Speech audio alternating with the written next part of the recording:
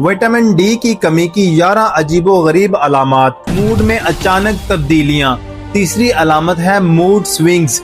कभी आप खुश होंगे, अगले लम्हे चिड़चिड़े, फिर गुस्से में हो सकते हैं और फिर उदास, क्योंकि विटामिन डी दिमागी केमिकल्स को कंट्रोल करता है और जज्बात पर बराह रास्त असर डालता है। अब हम बात करते हैं पॉइंट नंबर 4 पर, काम टालते रहना, यानी कि चौथी अलामत ये है प्रोक्रेस्टिनेशन, यानी आपका दिल ही नहीं करता कि कुछ करें। आप गैर पैदावारी और सुस्त महसूस करते हैं। ये भी विटामिन डी की कमी का नतीजा हो सकता है। अब हम बात करते हैं 5वीं अलामत पर, पैनिक अटैक्स। 5वीं अलामत है पैनिक अटैक्स। आम तौर पर ये विटामिन B1 की कमी की वजह से होते हैं, लेकिन विटामिन डी की कमी भी इसी मसले को बढ़ा देती है।